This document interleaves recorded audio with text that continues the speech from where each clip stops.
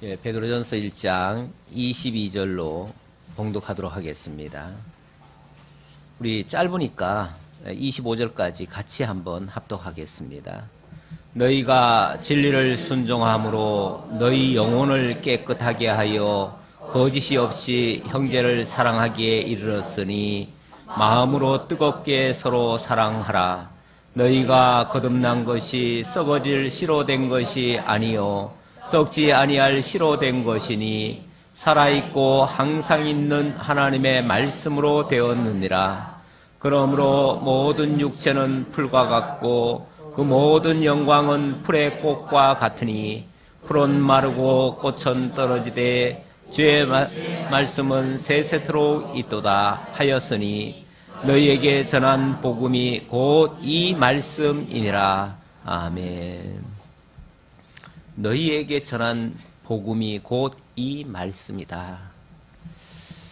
하나님께서는 내가 거룩하니 너희도 거룩할지어다 라고 지난주에 말씀하셨어요. 하나님이 거룩하신 분이시기 때문에 당신의 소유를, 당신의 택한 백성들을, 당신이 세우신 교회를 반드시 거룩하게 하시겠다고 하는 그런 약속의 말씀입니다. 우리 보고 거룩하게 하라 한다고 해서 이 땅에 있는 자들이, 죄 아래에 있는 자들이 스스로를 거룩게 할 능력은 없습니다. 그러나 하나님께서 우리를 하나님의 말씀으로 거룩하게 하시면 거룩해질 수 있습니다. 그래서 우리를 거룩하게 하실 하나님께서 우리를 거룩하게 하시기 위해서 이 복음을 주시고 이 진리의 말씀을 주시고 이 말씀으로 우리를 새롭게 하신다, 그런 뜻입니다. 지난 주간에도 10절부터 보면은 이 구원에 대하여는 너희에게 임할 은혜를 예언하던 선지자들이 연구하고 부지런히 살펴서 자기 속에 계신 그리스도의 영이 그 받으실 고난과 후에 받으실 영광을 미리 증언하여 누구를 또는 어떠한 때를 지시하시는지 상고하니라 라고 하면서 바로 이 성경을 통해서 그리스도가 함께 하시고 그리스도의 말씀이 우리를 새롭게 하실 것을 약속해 주셨습니다. 이 교회라고 하는 단어를 생각해 보시면요, 에클레시아라고 그러는데 그 원어로 에크라는 말이 바깥으로 끌어냈다, 밖으로라는 뜻이고요, 레시아라는 말이 칼레오라는 뜻인데 칼레오라는 말이 불러냈다라는 말이에요. 지금 어떤 상황에 있는 자들을 하나님께서 이끌어냈다는 거예요. 어디로요? 네. 밖으로 끌어냈어요. 이 세상 가운데서 밖으로 끌어냈어요. 이게 역사적으로 나오는 장면은 그걸 출애굽이라고 그래요. 애굽이라고 하는 이 세상 같은 곳에서 이끌어내가지고 전혀 새로운 세계, 가나안이라고 하는 약속의 땅, 그곳으로 이끌어내시고 그곳에서 하나님의 사람으로 만들어 가신다는 거죠. 그런 것처럼 이 세상 가운데, 이 죄와 사망 가운데 있던 우리들을 끄집어내 가지고 완전히 구별된 장소에 갖다 놓으시고 그곳에서부터 하나님의 말씀으로, 마치 적과 같은 진리의 말씀으로 우리에게 먹여주시고 그걸로 해서 우리의 영을 새롭게 하시고 거듭나게 하시고 또 자라가도록 이렇게 만들어서 마침내 하나님이 원하시는 바 그 목적하신 거룩함에 우리를 참여케 하신다. 이것이 하나님의 기본 뜻이라는 거예요. 그렇게 하기 위해서 반드시 우리의 영을 새롭게 하는 것도 이 말씀으로 하시고요, 우리를 또 자라가게 하는 것도 이 말씀으로 하시고요, 궁극에 하나님의 영원한 것을 얻게 하시는 것도 말씀으로 하시고, 이 모든 것이 하나님의 말씀이다. 그래서 이 말씀은 언제까지라도 변함이 없고 우리를 온전케 만드는 데까지 틀림없이 역사를 하시는데, 다만 이 땅의 것들, 다시 말하면 끄집어낸 그 상태가 아니라 이 땅의 것들, 기존에 있던 것들, 그런 것들은 마치 뭐와 같은 거 하니, 오늘 말씀해 보니까 이거는 풀과 같고 풀의 꽃과 같고, 여기 영광이 있다고 해도 그것은 영광은 풀의 꽃과 같고, 그래서 풀은 마르고 꽃은 떨어지고 모든 것들은 다 사그라지고 없어져 버릴 것이지만 영원히 남는 것은 오직 진리의 말씀뿐이다. 왜? 그것만이 우리를 새롭게 하고 그것만이 우리를 영화롭게 하고 영광스럽게 하고 하나님의 나라에 완성되게 하시니까. 그래서 그 하나님의 말씀만이 가장 존귀한 것이고 이 땅의 것을 가지고 자랑하거나 그것을 목표로 삼거나 그럴 이유는 없다. 그런 차원에서 오늘 하시는 말씀이에요. 다시 본문으로 들어가 보도록 하겠습니다. 22절로 25절까지의 말씀은 진리를 순종한 깨끗한 영혼이 거짓 없는 형제 사랑을 할 수 있다라는 그러한 뜻으로 표현하고 있습니다. 22절 다시 보겠습니다. 너희가 진리를 순종함으로 너희 영혼을 깨끗하게 하여. 진리를 순종함으로 영혼이 깨끗해졌다. 진리를 순종하지 아니하면, 그 말은 진리를 순종하지 아니하면 그 영혼은 그냥 더러운 상태로 그대로 있다. 기본적으로 인간의 영혼은 아담의 타락 이후로 하나님이 본래 창조했던 그 순수함에서는 이미 타락이 돼버리죠. 타락이라는 자체가 거기서 벌써 떨어졌다는 거예요. 그 하나님께서 지어놓은 그 본래 상태가 아닌 완전히 떨어진 상태. 그야말로 원래 우리도 음식을 먹다가도 음식 땅바닥에 떨어져도 그거 안 먹어요. 그렇죠? 그냥 버려버려요. 가치 없는 것이 돼버려요. 떨어졌다고 하는 거는 이미 가치가 상실돼 버린 거예요. 인간의 영혼이 하나님을 떠난 상태부터 이미 더럽혀진 상태가 됐고 하나님 앞에는 설 수 없는 상태가 돼버렸고 그거는 버려진 상태였어요. 그런 상태였는데 진리를 순종함으로 이게 바뀌어졌다는 거죠. 진리를 순종함으로. 그 진리라고 하는 것이 우리에게 다가오시고, 사실은 우리가 진리를 쫓아갔습니까? 우리가 하나님을 만나러 찾아다녔습니까? 그런 적이 없어요. 우리는 하나님을 알지도 못했어요. 하나님이 존재하는 조차도 몰랐어요. 그런데 하나님이 우리에게 다가오셨어요. 그리고 내가 너를 택했다. 내가 너를 사랑한다. 내가 너에게 은혜를 베푸노라. 이렇게 다가오셔서 우리의 손을 잡아주시고 우리를 그 진흙 덩어리 속에서 이끌어내 주셨어요. 그래서 따로 있게 하시며 하나님의 말씀으로 양육을 받도록 이렇게 인도해 주셨어요. 전적인 하나님의 주권적인 역사였고 하나님의 은혜였어요. 거기에 우리가 아멘하고 받아들인 것뿐이에요. 근데 그걸 뭐라고 하냐면 순종함으로 이렇게 얘기를 해요. 순종함으로. 우리는 그냥 거기에 아멘 했을 뿐이에요. 우리가 뭐 대단히 순종했다고 해가지고 우리가 뭘 대단히 한 것처럼 착각하시면 안 돼요. 우리가 그렇게 한 적이 없어요. 그런데 하나님께서는 우리에게 너희가 진리를 순종함으로 너희 영혼이 깨끗하게 됐다. 이렇게 말씀하셔요. 사실은 하나님께서 일방적으로 다가오셔서 그 말씀으로 우리를 씻어주셨어요. 그 더럽고 추했던 것을 다 씻어주셨어요. 마치 예표적으로 보면은 구약시대에 성전에 제사 드리러 가는 제사장이 성전 안으로 들어가기 전에 물두멍이라는 게 있어요. 그 물두멍에서 먼저 목욕 제기를 합니다. 그리고 비로소 하나님 앞에 갔을 때에 흠이 안 잡혀요. 거룩하다라고 인정을 받아요. 그런 것처럼 그 물두멍이라는 게 바로 우리의 죄악을 씻어주는 그런 하나의 도구인데 바로 하나님의 말씀이 우리의 영혼을 그렇게 깨끗하게 해주었다. 그런 얘기예요. 그래서 우리가 거듭난 것도 하나님의 말씀으로 거듭난 거예요. 다른 걸로는 거듭날 방법이 없어요. 우리의 어떤 노력과 우리의 어떤 역할로서 가능해졌던 게 아니에요. 오직 하나님의 말씀이 우리 가운데로 다가와서 그 말씀이 우리 속에 있는 속사람을 바꿔놓은 거예요. 그래서 이 말씀의 능력이라고 그래요. 그거를. 말씀의 능력. 얼마나 말씀의 능력이 위대한지 히브리서 4장 12절에서는 이렇게 말씀하고 있어요. 하나님의 말씀은 살아있고 활력이 있어 좌우의 날선 어떤 검보다도 예리하여 홍과 영과 및 관절과 골수를 찔러 쪼개기까지 하며 또 마음의 생각과 뜻을 판단하나니 우리의 모든 걸 다 뒤집어 놓을 수 있다는 거죠. 완전히 180도 바꿔놓을 수 있다는 거죠. 그게 말씀의 능력이에요. 그 말씀이 우리 속에 와서 우리 속에 홍과 영과 간절과 골수까지 다 바꿔놓았다는 거죠. 그래서 우리가 정말 말씀에 굳게 서 있다면 영혼의 깨끗함은 물론이고 사실은 육체의 강건함도 보너스로 받아요. 그건 보너스예요. 그거는 목표는 아니에요. 목표는 아니지만 하나님께서 보너스로 우리의 육체까지도 관절과 골수까지도 강건하게 살아갈 수 있는 모습까지 다가와요.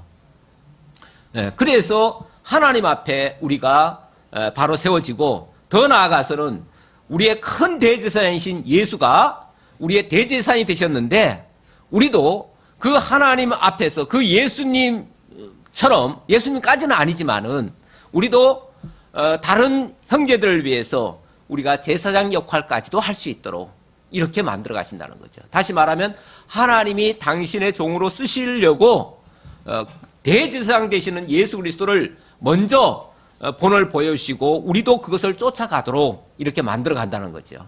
그래서 우리로 하여금 점점 더 거룩에 이르도록 이렇게 만들어 가시는 역할까지 하신다. 그런 내용을 오늘 본문에서는 너희가 진리를 순종함으로 너희 영혼이 깨끗하게 됐다. 그렇게 깨끗하게 된 자가 뭘 할 수 있는가? 거짓이 없이 형제를 사랑하기에 이르렀으니 거짓이 없이 형제를 사랑하기에 이르렀다. 이 사랑이라고 하는 게 세상에 너무 많지요. 사랑이라는 걸 너무 좋아해요, 사람들이. 그렇죠? 사랑은 좋은 거죠. 좋은 거 맞아요. 맞는데 거짓 없는 사랑이라는 거는 그렇게 많지는 않습니다. 다 사랑도 가만히 보면은 이해관계가 있고요. 이득이 없으면 하지 않는 것이 사랑이에요. 엄밀하게 말하면 그를 사랑하는 게 아니라 그가 가지고 있는 돈을 사랑하고 명예를 사랑하고 그의 어떤 그를 통해서 뭔가를 내가 얻을 수 있으니까 대가를 바라는 사랑일 수 있어요. 그런 사랑은 거짓된 사랑이죠. 진실한 사랑은 아니죠. 그런데 정말로 우리의 영혼이 거듭나고 깨끗하게 되어졌다면 정말 거짓 없는 사랑도 가능하게 된다. 그 말이죠. 이 모든 사랑의 원동력이 바로 하나님의 말씀이라는 뜻이고요. 그래서 자 이르렀으니 마음으로 뜨겁게 서로 사랑하라. 마치 명령처럼 돼 있죠. 명령처럼 돼 있지만 우리 흔히들 이제 기독교 윤리라고 하는 차원에서 이런 것을 이제 접근합니다. 그래서 우리 주님께서 우리에게 이렇게 하라고 말씀하셨다. 그러니 우리 이렇게 하자. 하나님이 사랑하라고 하셨으니 사랑하자. 거룩하라고 하셨으니 우리 거룩하자. 그래서 우리가 마치 힘을 쓰고 하나님은 명령하시는 자고 우리는 그 말씀을 순종해서 그걸 따르는 것이 마치 기독교 윤리인 것처럼 생각하지만 엄밀하게 말하면 하나님께서 우리의 영혼을 깨끗하게 하고 거짓 없는 사랑을 할 수 있게 만들어 주었으니 뭘 하라는 거죠? 우리가 이제 사랑할 수 있다. 이제 그런 얘기죠. 사랑할 수 있다. 그러니까 사랑하라고 하는 표현상으로는 명령형으로 되어 있지만은 엄밀하게 말하면은 거짓 없는 형제를 사랑하기에 이르렀으니 하나님이 거짓 없는 사랑이 가능하도록 만들어 주었으니 그 말이죠. 그러니까 결국은 하나님이 힘을 주시는 대로 하나님이 이끌어 주시는 대로 우리는 거기에 따르기만 하면 그 역할은 그 역사는 이루어진다라는 그러한 어떤 당위론을 얘기하는 거죠. 그러면서 하나님이 하신다는 걸 강조하는 말이에요. 거기에 우리가 이제 말씀에 순종한다면 그 역사는 이루어지는 거죠. 이루어지는데 우리가 또 순종을 못할 수도 있죠. 못하는 이유는 뭐겠어요? 그 말씀이 내 것처럼 다가오지 않고 나와는 거리가 멀다고 생각하고 이렇게 되어지면 그러니까 그 사실이 사실 믿어지지 아니하고 그 말씀이 동떨어진 얘기처럼 들리면 그건 나와는 무관한 거죠. 나에게 역사할 리가 없죠. 그렇게 믿어지지도 않는 말씀이 어떻게 나를 역사하겠어요? 어떻게 나를 움직이겠어요? 그러니까 내게서 안 나오는 거죠. 나오지 않는 역사죠. 그렇다면 이론적으로는 하나님이 이렇게 하신다는데 왜 내게서는 이렇게 안 나올까? 안 나올까가 아니라 내가 안 해서라기보다도 그게 안 믿어진 거죠. 안 믿어지는 거죠. 정말 믿어진다면 왜 안 나가겠어요? 우리가 저 바깥에 땅을 1m만 파면 그 속에 금덩어리가 있다는 것이 확실하게만 안다면 왜 그거 안 파겠어요? 파지요. 그런데 그 말은 들었는데 설마 그럴까? 안 믿어지죠. 반신반의죠. 반신반의면 절대 안 하지요. 우리는 반신반의면요, 이걸 계산을 해요. 계산을 해가지고, 하는 것보다 안 하는 게 훨씬 더 유익이겠다 싶으면 안 하는 거죠. 이렇게 계산적이에요, 인간은. 계산적이기 때문에 절대로 진짜 확실하지 않으면 안 하게 돼 있어요. 그러니까 지금 현재 내게서 사랑이 안 나온다, 내가 어떤 역사가 지금 안 나타난다 라고 하는 거는요, 죄송하지만 아직 덜 믿고 계신 거예요. 그 말씀에 대해서 확신이 없는 거예요.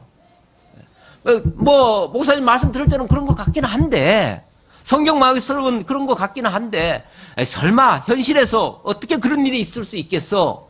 이러면 못 믿는 거죠. 못 믿으면 안 나오는 거죠. 그러니까 누구 탓이 아니에요. 왜 하나님은 이렇게 하신다고 해놓고 왜 안 해주십니까? 이렇게 할 게 아니라 내가 안 믿고 있는 거예요. 안 믿으면 안 나오는 거예요. 천하 없어도 안 나와요. 그러니까 우리가 끊임없이 하나님의 말씀을 확인해야 될 이유가 그거에 대한 확증을 받기 위함이고요.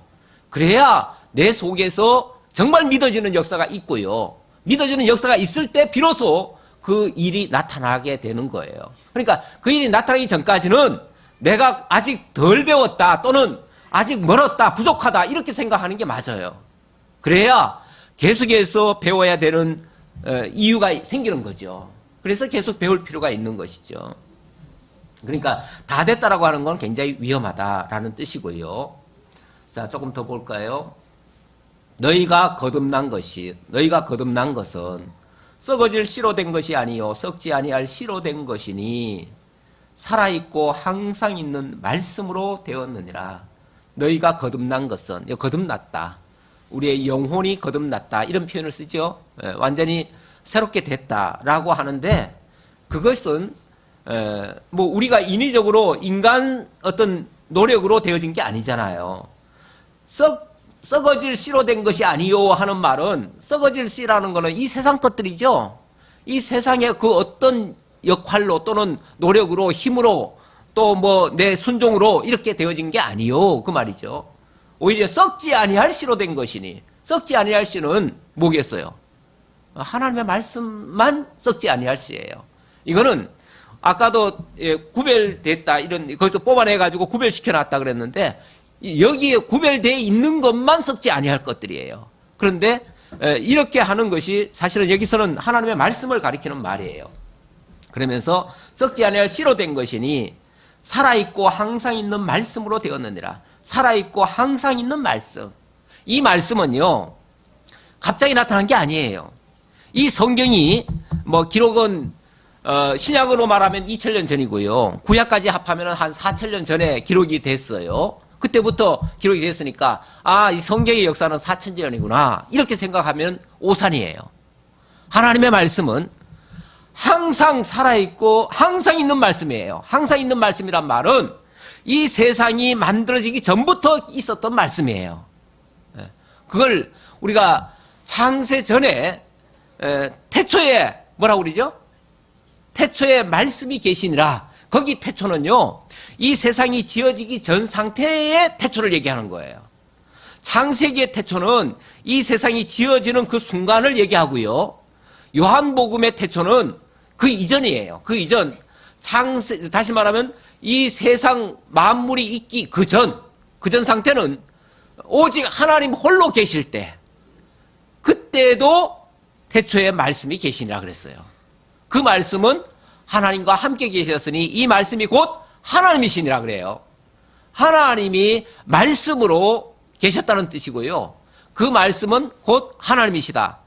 또는 그 말씀이 육신이 되어서 우리 가운데 오셨다고 말을 하는데, 그때의 그 말씀은 바로 예수 그리스도를 가리키는 말이에요. 그리스도를 가리키는 말이에요. 그래서 그리스도는 이미 창세전에 이 세상에 아무것도 있기 전부터 하나님으로 계셨고요. 그 하나님이 그 말씀으로 언약을 하셨고요. 그때는 언약이 아니죠. 하나님의 계획이죠. 계획. 그래서 에베소 1장 3절 이하에 나오는 말씀은 요한복음의 태초 그 상태를 얘기하는 거죠. 그 상태. 그래서 그 태초로 계시던 그 하나님께서 만세 전부터 그리스도 안에서 계획을 세우셔요. 그 계획을 세우시는 그걸 뭐라고 그러냐면 말씀이 하신다 그렇게 얘기를 해요. 말씀이. 그래서 그 말씀을 이 원어로는 뭐라고 표현을 하냐면 그 로고스라고 그래요. 로고스. 그래서 이거는 단순히 우리처럼 이런 언어를 얘기하는 게 아니에요. 그 하나님의 실존을 그렇게 표현하고 있는 거예요. 그러면서 달리 그것을 표현할 수 없기 때문에 로고스라고 하는 그 학명을 빌어다가 사실은 쓰고 있는 것 뿐이에요. 그런데 결국은 하나님이셔요. 하나님이신데 하나님이 말씀으로 우리를 작정하시고 택정하시고 계획하시고 거기서 이미 하나님께서 당신의 사랑을 제공할 대상으로 우리를 삼으셨다는 거예요. 이걸 하나님의 영원한 예정이라고 그래요. 그래서 우리는 지금 20세기에 21세기에 이 땅에 태어나서 이제 말씀을 통해서 하나님을 깨닫고 이제 하나님 앞으로 이제 다가왔는데 사실 우리에 대한 것은 21세기에 처음 시작된 게 아니고 이미 만세전 이 세상 만물이 있기 그 전부터 하나님이 우리를 예정 가운데 택하시고 그리고 때가 됨에 불러가지고 우리를 이제 거듭나게 해서 그 영혼으로 말미암아 그 하나님을 바라보도록 만들고 그 하나님을 만나게 만들고 이렇게 하셨다는 거예요. 그렇게 하기 위한 과정이 바로 거듭남이라는 거죠. 그러니까 이 모든 역사가 말씀으로부터 시작했어요. 그래서 이 말씀은 살아있고 항상 있는 말씀이에요. 뭐 잠시 있다가 없어지는 말씀이 아니고 이 만물이 있기 전부터 있었고요. 이 만물 가운데 역사 가운데도 나타나셨고 그게 이제 말씀이 육신이 되어서 우리 가운데 나타나셨고요. 그리고 그분은 부활 승천하셨어요. 그래서 우리 가운데 없는가 하면은 그게 아니고 지금도 이 말씀을 통해서 지금은 이제 기록된 말씀이죠. 기록된 말씀을 통해서 우리 가운데 다가오시고 그리고 그 우리 가운데 이제 말씀으로 새겨주셔요. 그래서 그리스도의 영으로 우리와 함께 하시면서 세상 끝날까지 동행하시고 물론 말씀으로죠. 말씀으로 동행하시고 영원토록 그 말씀으로 우리를 또 다스려 가실 거예요. 그런 의미에서 그 말씀은 항상 있는 말씀이에요. 근데 우리가 거듭난 것도 이 세상의 어떤 것으로 가능해진 게 아니고 바로 썩지 아니할 씨로 된 것이고 살아있고 항상 있는 그 말씀으로 되어진 것이다. 그러므로 우리 기독교 윤리를 다른 표현으로 말하면 그러므로예요. 그러므로는 그 동인이 하나님께 있어요. 하나님에 근거해서 하나님이 이렇게 역사하셨으므로 이렇게 인도하심으로 하나님이 이렇게 이끌어 주심으로 우리에게서 나타나는 현상들이에요. 그걸 우리는 윤리라고 표현해요. 윤리라고 표현하는데 그게 기독교 윤리인데 그래서 성경의 모든 것은 우리가 행하게 되어지는 우리에게서 나타나는 모든 일들은 그러므로로 출발해요. 하나님에 의해서 또 말씀에 의해서 그러므로 모든 육체는 풀과 같고 그 모든 영광은 풀의 꽃과 같으니 이 세상에 있는 것들 그러니까 하나님께서 구별하기 그 전 상태 것들 그것들은 모두가 다 풀과 같다.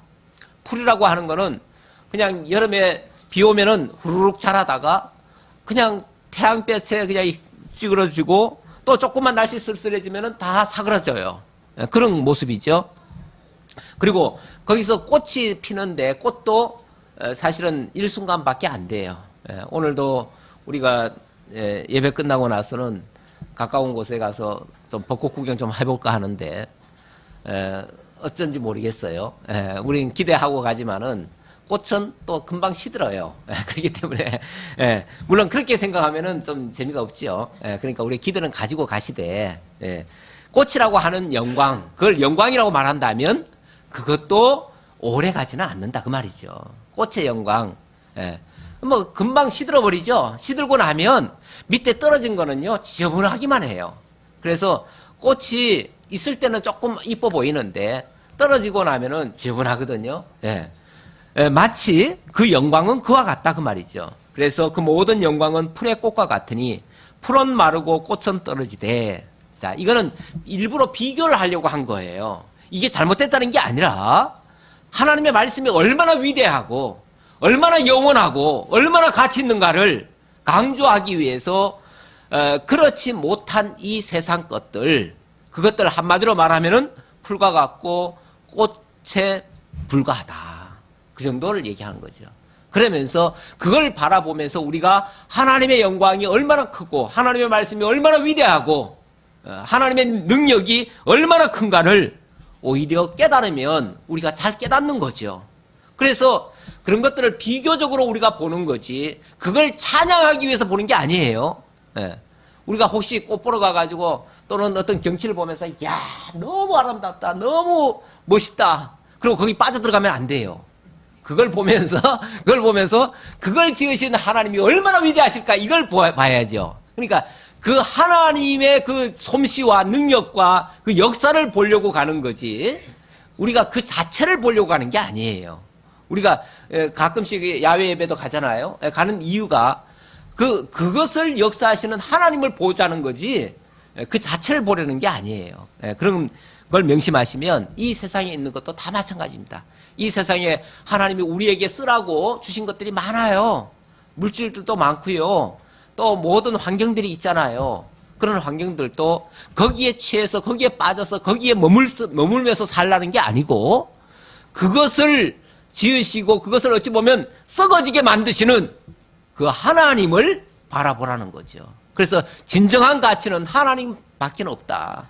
그것을 우리에게 새롭게 만드는 것은 하나님의 말씀밖에 없다. 이걸 기억하라는 거죠. 그래서 오직 주의 말씀은 자 이러면서 결론을 이렇게 얘기합니다. 오직 주의 말씀은 세세토록 있도다. 이건 영원한 것이다. 이거는 없어지지 않는 것이다.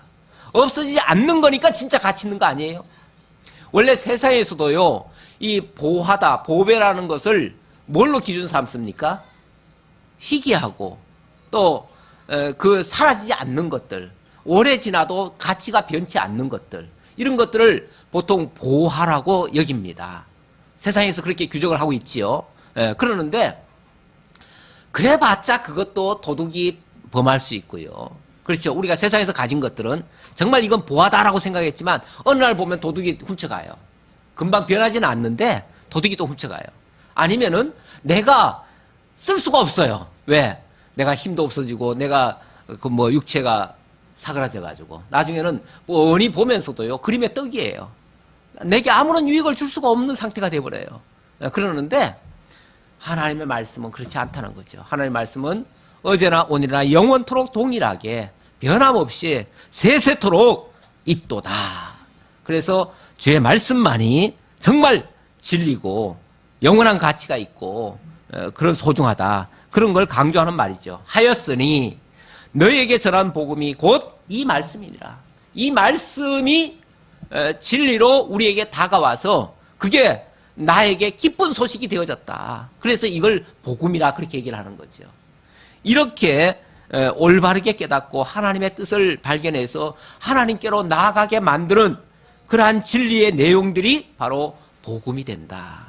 이 복음이 바로 우리에게 다가왔다. 그래서 우리를 살리기도 할 뿐더러 우리를 마침내 하나님의 거룩에 이끌어 가시는 그러한 진리의 말씀이 된다.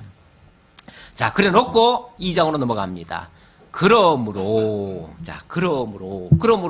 아까 말씀드렸듯이 하나님이 이렇게 하셨으므로 이 얘기죠.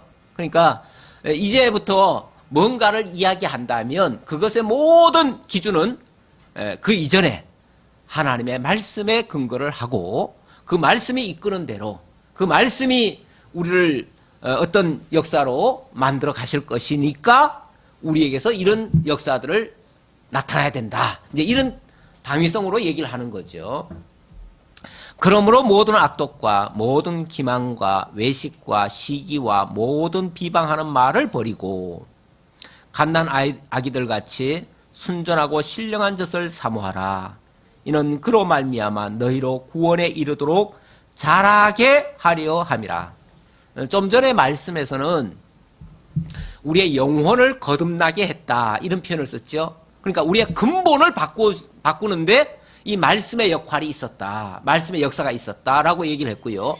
자, 이제 우리가 그 말씀에서 거듭난 자들이 하나님의 거룩에 이르도록 하나님의 거룩에 이끌어 가신다. 그 말이죠. 거룩에 이끌어 가는 데에 역시 이 말씀이 그 역할을 한다. 그러니까 우리 보고 뭐 하라는 거예요? 이 말씀을 사모하라. 마치 뭐처럼요? 어린아이가 자라려면 뭐 해야죠? 젖을 먹어야 돼요. 젖을 먹고 어린아이가 간절히 바라는 거는요, 다른 거 없어요. 그냥 젖이에요, 젖. 그 젖만 먹으면 자라게 돼 있어요. 그래서 어린아이가 마치 다른 거 다 떠나서 그 정말 어머니의 젖을 사모하듯이 우리도 이 신령한 젖을 사모하자. 그 말이죠. 그게 우리를 하나님의 궁극의 거룩함에 참여시키는, 자라게 하는 그런 원동력이니까. 그래서 우리도 다른 거 자꾸 추구하지 말고 이 신령한 젖을 사모하자. 이 신령한 젖, 하나님의 말씀. 예, 그래서 갓난 아기들 같이 순전하고 신령한 젖을 사모하라. 이는 그로 말미암아, 그 말씀을 통해서 그 말이죠. 그로 말미암아 너희로 구원에 이르도록 자라게 하려 함이라. 구원에 이른다는 말은요, 이 구원이라고 하는 거는 여기 이제 구원을 가지고 자꾸 이제 뭐 어떤 우리의 영혼의 거듭남 이걸 가지고 또 생각하시는 분들이 혹시 있다면은 그거는 아니고요. 이 구원이라고 하는 범위는 넓어요. 덜 좋은 상태에서 아주 좋은 상태로 이끌어가는 것도 구원이고요. 또 물론 뭐 영혼이 죽었던 영혼이 살아나는 것도 구원이고요. 그런데 지금 여기서 말하는 거는 이미 구원받은 자들이, 영혼의 구원을 입은 자들이 이제 정말 하나님의 궁극적 구원에 거룩함에 참여하도록 이르도록, 그러죠. 이르도록 우리가 궁극적으로 거기까지 갈 거 아니에요. 하나님의 목표가 그거니까. 왜? 창세전에 이미 계획을 그렇게 세우셨으니까. 우리를 거룩하고 흠이 없게 하시려고 우리를 택하셨다 그랬잖아요. 그러니까 거룩하고 흠이 없게 하나님의 왜냐하면 하나님이 거룩하신 분이고 그 하나님의 사랑을 받을 대상조차도 거룩해져야 되는 것이고, 그래야 거기에 그 나라에 하나님과 함께 살 자격이 되니까. 그래서 우리를 궁극적인 거룩에 참여케 하려고 하는데, 그 과정에 모든 악독과 기망과 외식과 시기와 모든 비방하는 말, 이런 것들은 어떻게 보면은 우리 삶 속에서 나타나는 일들이죠. 이런 것들을 아주 잘하면 그걸 뭐라고 그러냐면 선한 일이라 이렇게 얘기를 해요. 선행이죠, 일종의.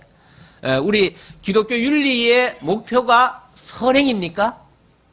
만약 그게 목표라면 많은 사람들이 기독교 윤리의 목표를 자꾸 선행에다가 두기도 해요. 두는데 그렇게 되면 자칫하면 이게 윤리 쪽으로 기울어요. 그래서 예를 들어서 마태복음 5장 같은 경우에 예수 그리스도께서 이제 그 뭐라고 그럽니까? 그걸 산상수훈. 그 산상수훈을 또 다른 말로 뭐라 그러죠? 아니 그 산성수훈을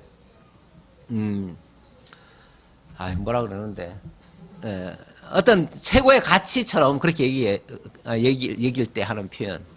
제가 많이 썼는데 왜 갑자기 생각? 예, 어쨌든 황금률. 이 황금률이라는 게 뭐예요? 황금이라는 게 가장 귀한 이 세상에서의 보배 아니에요. 최고의 율법이라는 얘기죠. 최고의 가치 있는 율법. 그러니까 그거를 예수님께서 우리에게 그 산상수훈에서 우리에게 가르쳐 주시지 않았느냐. 그래서 이렇게 하는 것이 최고의 덕목에 이르는 거다. 이렇게 얘기를 해요. 그러면서 마치 예수님이 말씀하신 그 황금률을 따라서 사는 것이 우리 지상에 사는 우리 성도들의 삶의 어떤 목표인 것처럼 그렇게 얘기를 하는데, 그걸 자꾸 기독교 윤리라고 얘기를 하기도 해요. 기독교 윤리라고 하는데, 그거는 어찌 보면 방편들이에요. 그게 목표가 될 수는 없어요. 그건 과정이에요, 과정이고, 궁극에는 하나님의 거룩함에 참여하는 거죠. 거룩함에. 그 거룩함에 참여하는 과정에서 뭐 시기하고 비방하는 말 이런 것들이 우리가 거룩해진다는 그 단계가 뭐냐면 그런 것들이 사라져가는 것들이에요. 그런 것들이 사실은 우리 인간의 육성을 가지고 있는 한은요, 육성이 가리키는 게 그런 거기 때문에 그걸 우리가 싸그리 다 없애고 갈 수는 없어요. 그 싸그리 다 없어지는 날이 언제일까요? 바로 죽는 날이에요. 우리가 죽으면 그게 싹 사라져요. 싹 사라지기 때문에 하나님 앞에 갔을 때는 그런 것들이 더 이상 없어요. 그러니까 이 땅에서 육신을 가지고 있었던 것을 가지고 평가를 하시는 게 아니고 하나님은 궁극의 거룩함에 참여하는 것으로 왜? 그 영혼의 거룩하게 하셨고 그 거룩함에 이른 것으로 하나님은 평가하실 거 아니에요. 그러니까 이 땅에 있는 거는요, 그게 안 벗겨지기까지는요, 살아있어요. 살아있어요. 살아있는 육체는요, 이 육신, 다시 말하면 옛사람의 조종을 받아요. 옛사람의 조종을 받기 때문에 어쩔 수 없이 그게 나와요. 그러니까 그것 때문에 사도 바울도 오호라 나는 공고한 사람이로다. 이 사망의 몸에서 누가 나를 건져내랴 하고서 탄식을 했어요. 그런데 거기서 한 가지 발견한 것은 옛사람은 나를 자꾸 그쪽으로 끌고 가고 새사람은 이쪽으로 끌고 간다. 거룩으로 끌고 간다. 거기까지 깨달았어요.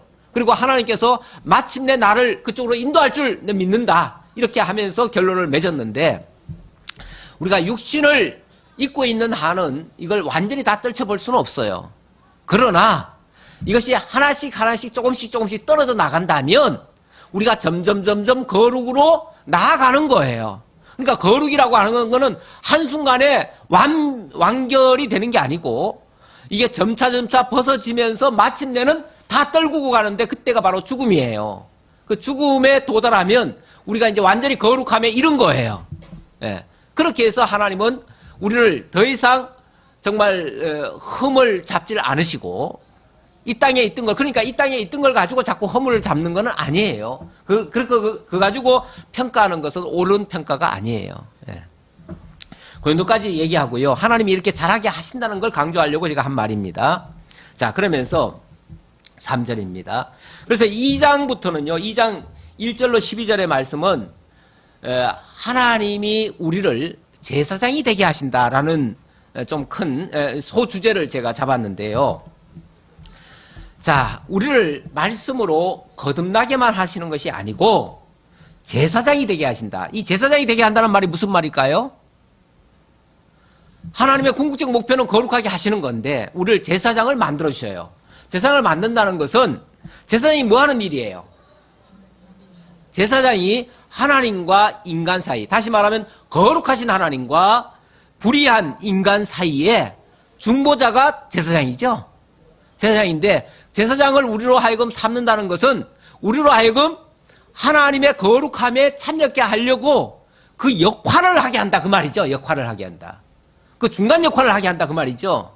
그러니까 먼저 깨달은 자를 하나님이 먼저 아무래도 좀 더 거룩하게 하시겠죠. 그리고 다음 사람들에게 거룩함을, 하나님의 거룩함을 알려주고 거룩함으로 이끌어주는 이 중간 역할을 하게 하신다 그 말이에요. 그걸 뭐라고 그러냐면은 제사장이 하는 일이 뭐예요? 제사드리죠. 제사드리는 그걸 다 통틀어서 뭐라 그러냐면 봉사한다 그러죠. 봉사한다. 하나님께 봉사하고 성도들에게 봉사한다 그러죠. 우리가 교회에서 어떤 직임을 가지고 교회 일을 한다 또는 하나님의 일을 한다라고 말하는 것은 바로 하나님 앞에서 그런 자세를 가지고 하나님의 거룩함으로 인도하는 그 역할을 중간에 한다 그 말이에요. 그걸 하기 위해서 봉사를 하는데 그 봉사의 주된 내용이 뭐냐면 하나님을 사랑하고 형제를 사랑하는 일이에요. 그렇지 않아요? 그래서 사랑하기 때문에 그들을 정말 하나님께로 이끌어들이기 위해서 그렇게 하려니까 내가 뭘 해야 돼요? 사실은 이 낮은 자들을, 다시 말하면 저 제 아래에 있는 자들을 이끌어내려니까 이끌어내는 방법이 뭐예요? 그 속으로 들어가야지요.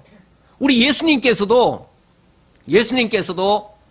그야말로 근원적으로 하나님의 말씀으로 계셨고 그리스도시고 그분이 정말 사랑의 화신인데 그 사랑하시는 분이 당신이 뭐가 아쉬워서 우리 곁에 오셨고 우리 발밑에 오셔가지고 우리의 신발을 우리의 발을 닦아주시고 우리를 이끌어서 이렇게 우리 대신 주거까지 주십니까? 뭐 때문입니까?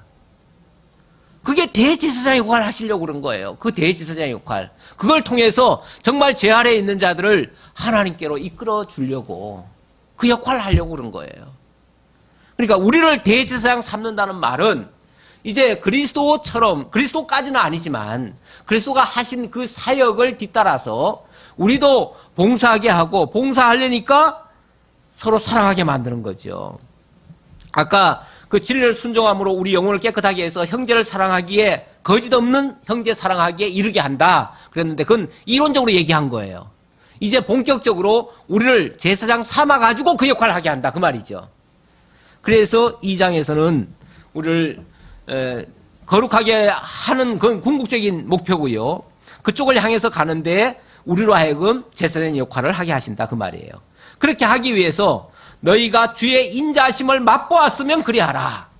주의 인자하심을 맛보았으면 그리할 수 있다는 얘기예요. 인자하심이 뭐죠?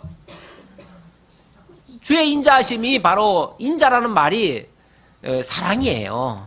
하나님이 우리를 긍휼히 여기고 사랑하시고 그렇게 해서 그 하나님의 사랑하심을 깨달은 자라면 그걸 맛보았다는 말은 그걸 깨달은 자라면 그 말이에요. 그걸 깨달은 자라면 뭐 할 수 있다? 그리하라. 그러니까 아무나 사랑하는 게 아니고요. 하나님의 사랑을 깨달은 자는 할 수 있다 그 말이에요. 원래 사랑을 누가 할 수 있습니까? 세상은 뭐 사랑하라 사랑하라 하지만은 그냥 이기적인 사랑이죠. 상대를 통해서 내가 이득이 있으면 사랑하고 이득 없는 사랑은 안 해요. 세상에서는. 그러니까 그건 정말 거짓의 사랑이에요.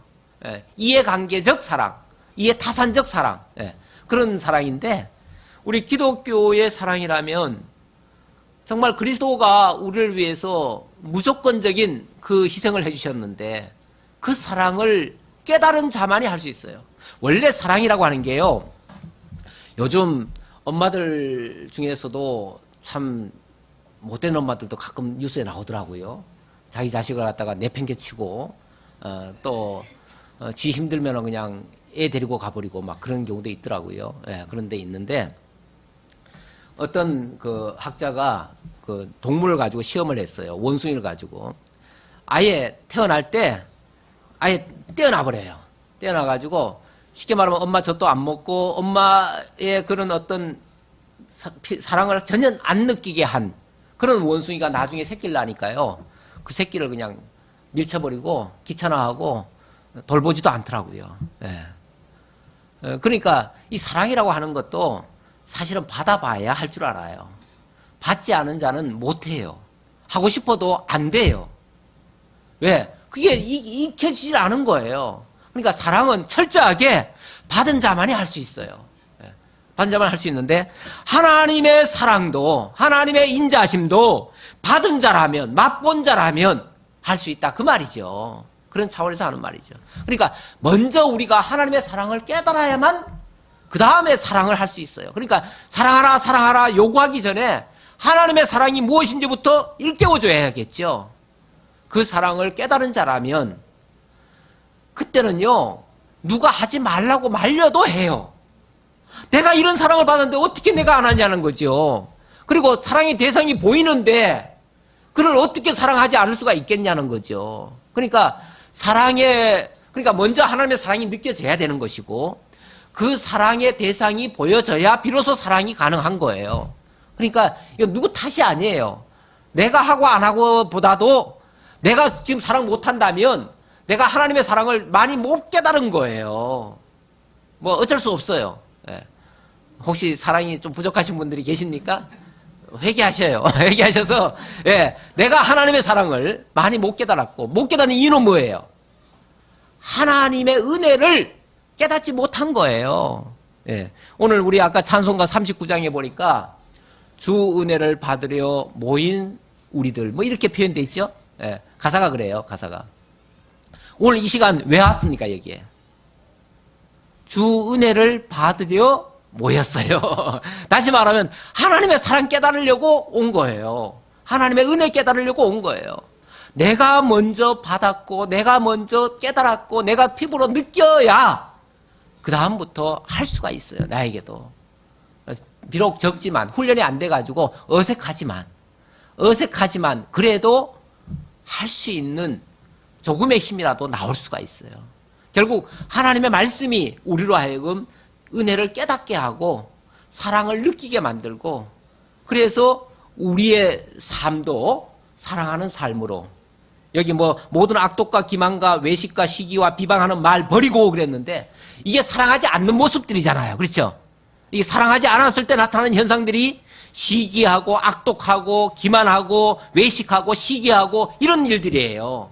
이게 사랑하지 못하는 자들에게 나타나는 현상인데 너희가 주의 인자심을 받았으면 맛보았으면 이제부터는 사랑할 수 있다 그 얘기를 하는 거죠. 이렇게 안 할 수도 있다.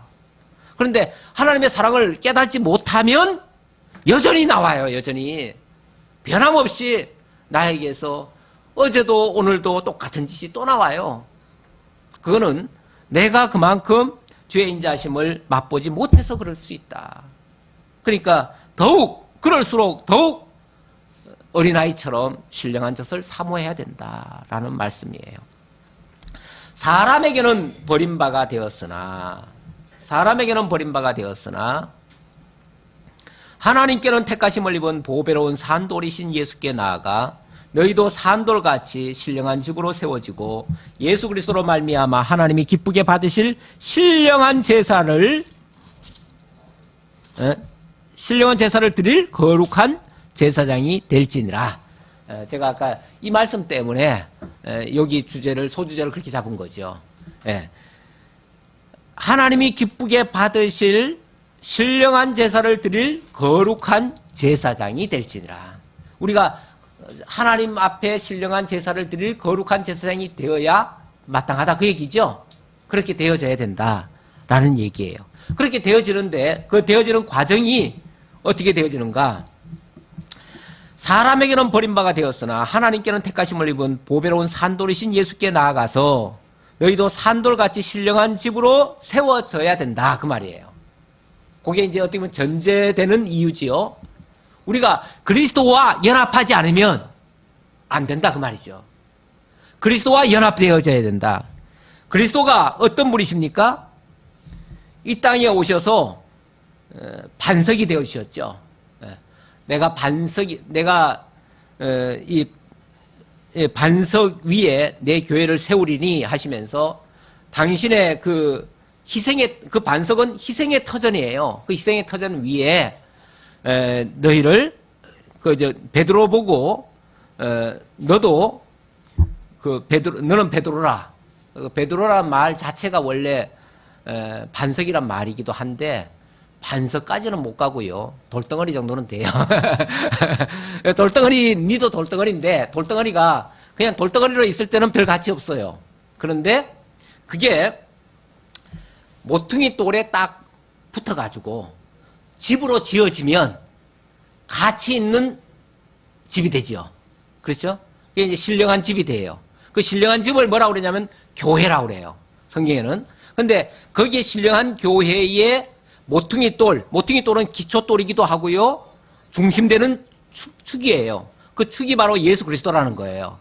그래서 그 예수 그리스도가 그 희생의 터전 위에 중심축이 되니까 사도들이 거기에 덧붙여지는 거죠. 덧붙여지고 거기에 우리들도 함께 마치 벽돌처럼 우리는 하나의 벽돌과 같죠. 그 벽돌들이 그 집에 붙어가지고 하나씩 옆에 붙으면은 그게 이제 집이 지어져요. 이제 집에 비유하느라고 한 말이에요.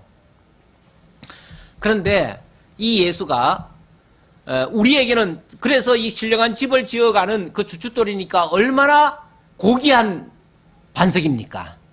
그런데 이 반석이 하나님을 믿지 않는 자들에게는요 거치는 반석이 돼요.